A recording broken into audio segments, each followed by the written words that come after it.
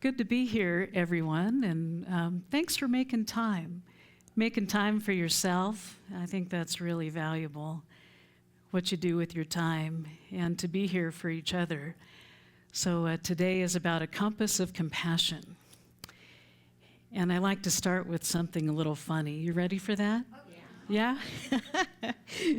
Well, there was a gentleman who was running through this airport, and his suitcases were flying, his tie was askew, and he was out of breath. And so he goes up he bursts to the counter, and he gasped, he says, "Please tell me that flight hasn't left for Denver." And the agent smiled and said, "Sir, don't worry, it hasn't even arrived yet." He collapsed with relief. He said, "Oh, thank goodness. I was so afraid I was early." So, it's valuable what we do. Often we live as though we must arrive and as though we must prove something, as though there's a prize somewhere ahead of us.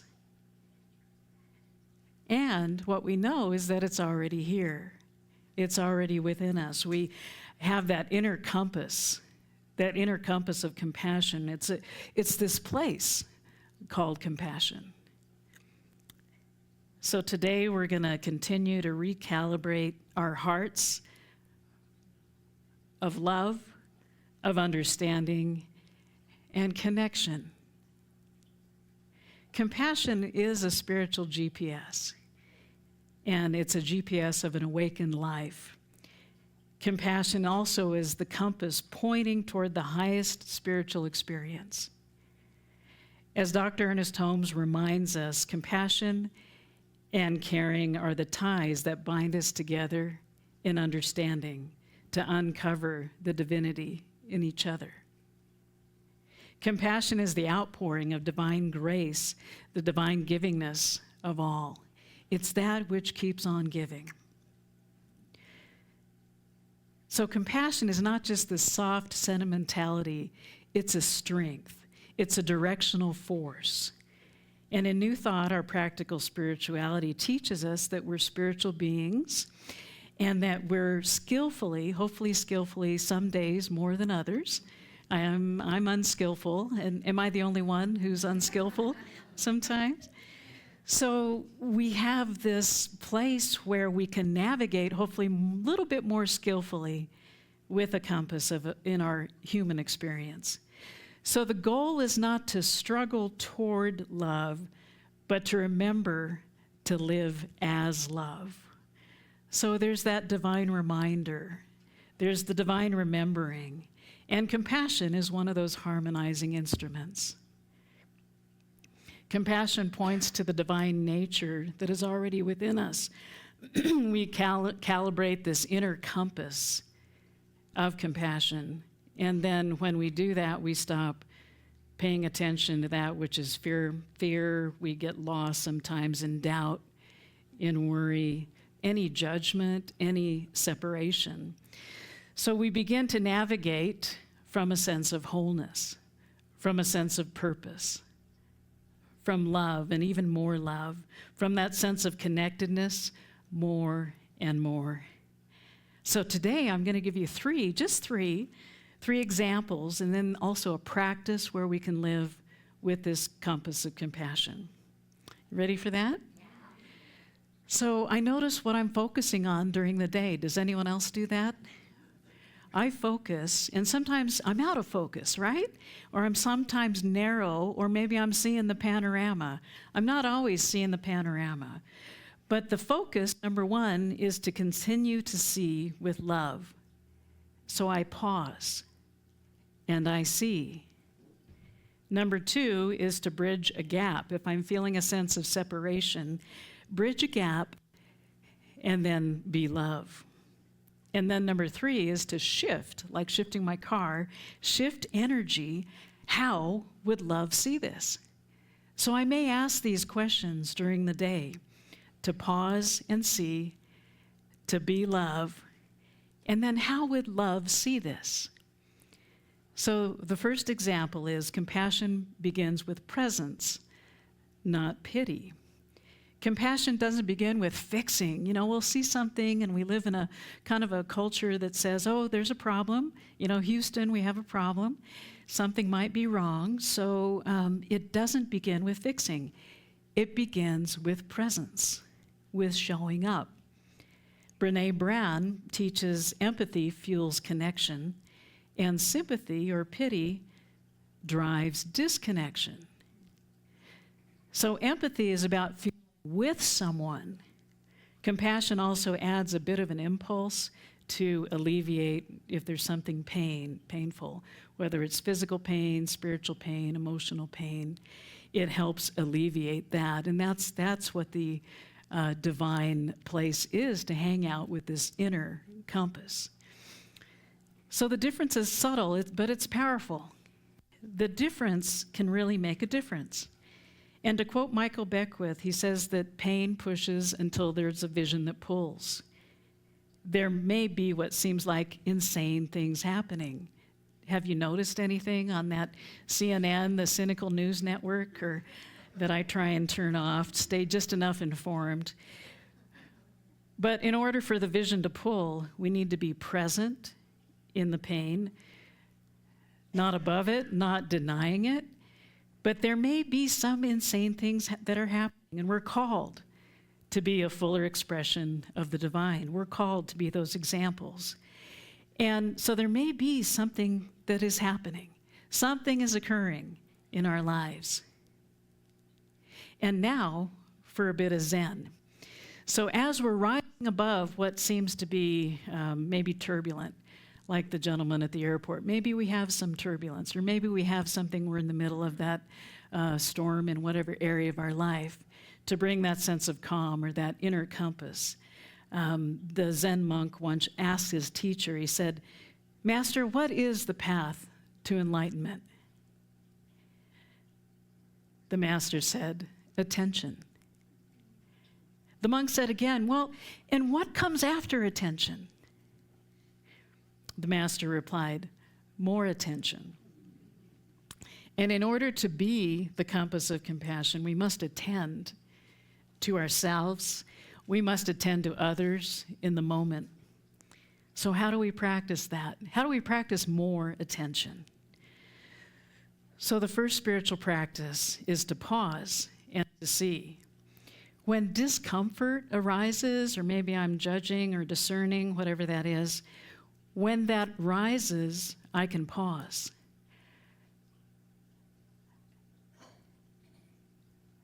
It's like, try this at home. I can pause. We're always going somewhere, like the guy in the airport. So we can take one deep breath, and we can breathe perhaps a little longer on the exhale, center ourselves. We can pause and see, maybe see a bit more clearly. As I pause in that silent space, I can say, I see the light in you. I see the love in you. And I can allow my inner compass to recalibrate from whatever that judgment or that situation, or looking at the level of condition. I can recalibrate that to compassion. And so that simple pause really helps dissolve it, even in an instant. It's not really hard. Sometimes I'll affirm for myself, things are easier than I think. Isn't that great? What a great affirmation. Things are easier than I think. So the second example is compassion connects us. It's a bridge. It's not a boundary. Compassion doesn't collapse boundaries, but it connects across them. The pulse of God's presence is moving through all creation, and compassion invites us to recognize that pulse in ourselves and recognize the pulse in others. And now for a Sufi story. There's a man crying in the mosque, and he says, "God, where are you? Where are you?" And an elder whispered, "You're shouting for something that's already whispering inside of you." The whisper is the divine. And compassion is what hears it both in me and hears it for another. So when we choose compassion over separation, we build a bridge. So our practice, the second practice, is to bridge the gap. If we're experiencing a gap, no one's ever been frustrated or irritated with anything, right? Either ourselves, so having a little self-compassion too. We can pause and see, and then bridge the gap toward connection. We can bridge that gap and say, I see the light in you. If I'm feeling frustrated or limited by something, I see the light in me. I see the light in you. I can also affirm that you and I are learning to love. We're all learning and growing, aren't we? Yes? Yeah, and so that's a good place to be. In that moment, we shift from me and someone else that I'm separate from to say, I'm walking together. I'm walking together and seeing the light and the love in you. So compassion is a spiritual power. So number 3, the magic number 3, it transforms energy. Compassion is not passive. It's an active practice. It's an energetic current.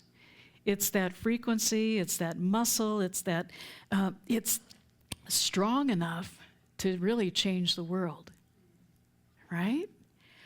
So as we know, we know and love Wayne Dyer. He says when you change the way you look at things, the way the things you look at change. And when we view life through this compassionate lens, we shift the energy. We alchemize whatever resistance there is, any pain, any suffering, any conflict, we turn it into, by turning within, into love, understanding, and possibility. Compassion is that doorway to that frequency. When we raise ourselves as compassion, we automatically align with this divine energy, with this divine nature of who we truly are. And then this practice 3, we turn to love. We turn it to love. When we feel any resistance, anger, irritation, judgment, we can pause, we can see. You ready for the question? How would love see this? Yeah, so I go home today, how would love see this? And we're out in the social hall. How would love see this? We're out in community. How would love see this? So we turn to love. So again, Dr. Ernest, I love Ernest Holmes. Dr. Ernest Holmes, the founder of the Science of Mind, teaching for spiritual living, he says, when we love humanity, we are loving God in and through others. We can shift whatever storm. We can bring clarity to any confusion. We can dissolve tension in any relationship with ourselves and with others by having this compass of compassion. So my neighbor, she found a wounded bird on her doorstep. She could have just ignored it. It could have just judged it as a mess or walked away. None of us have a mess in any area of our life. Or she could have just left, fight or flight or flee. She could have fled. So instead, she picked it up gently. She got a box that had some holes in it, and she called a wildlife rescue, and she whispered, "You're safe now." Her compassion didn't maybe solve the problem immediately. The bird might or might not heal, but she acted from this compass. If we live one day with even more presence, more connection, transformation, even in small ways, we begin to live from compassion rather than striving toward it. We live from it. So those practices, presence over pity, our focus being seeing with love, pausing and seeing, the practice of being in connection, so choosing connection over separation, bridging this gap, being the love, choosing transformation over reacting, shifting that energy. How would love see this? And being curious. How would love see this? So yesterday I was called out to be at a bedside blessing for this beautiful family, and the matriarch was toward end of life. She had just come from the hospital, and it was so beautiful how we said a prayer. They held hands. We just said a few words, and it was just so touching for them, and for them to share some stories about her, what they love about her. And if we think about who we love and what matters most really at any times in our life, and to hang out in those thank yous, those I love yous, I invited each and every one of them. They were like a young family. They came up and I said, this is comforting sometimes, like a mama. This is comforting sometimes. Maybe we do this for ourselves too. Oh, here's a compass of compassion. And I invited them to say those thank yous and those I love yous. And they whispered. They whispered in her ear. They touched her heart. And to have them have this memory, and she had picked a special song too, so we played that, and it's what matters most. Well, we get to have this compass of compassion and be heartfelt and spirit-filled. So again, we can have presence, we can have connection, we can have and be this transformation. So I'm going to close with a story. A traveler, not the same one at the beginning. He was a bit more calm because he had some compassion for himself. He got a compass. Traveler, he was in this desert, and he says, God, give me a map. And that small, still voice answered, no map, I'll give you a compass. He looked, and he saw that the compass pointed not north, but inward. So we can follow this compass of compassion, and we know that we can find our way home again and again. And I want to invite us to share an affirmation together. I have 3, like we had the 3 main points today. You ready to repeat after me? Yes. Today I align my heart with compassion. Today I align my heart with compassion. I see love. I see love. I see love. Act with kindness. And live from divine wisdom. And live from divine wisdom. And third, my compass is set to love. I am guided in peace. My compass is set to love. I am guided in peace. Please know that you are loved and cherished, and it's great to love and cherish one another, knowing we all have our inner compass of compassion for ourselves and others. And if you ever feel lost, don't worry. Even Siri gets confused sometimes. Just say recalculating and let your heart reroute you back to love. So may this compass of compassion guide you always. And so I invite us to turn, thank you. I invite us to turn within for this moment of inner celebration and trusting and knowing that there is this divine source which is always present. It is everywhere present. It is in, through, as us, and around us, and in everyone and in everything. And it is this love that shines so brightly as this light, and knowing that there is this place of connectedness and a sense of oneness, and that depth of caring for ourselves and for one another. What I know is that there is this field of love which is ever expanding, and it is that harmonizing presence which shows up in beautiful ways. So we trust and know that there is the beauty, there is the love, there is the peacefulness, there is that guiding compass of compassion which allows us to be even more peaceful and joy-filled. For this I am so grateful and trusting that all is well, and that there is this beautiful blessing which is unfolding in this very moment as I release this word and let it be and set it free, and trust and know that all is coming together for the highest and greatest good. And so be it, and so it is.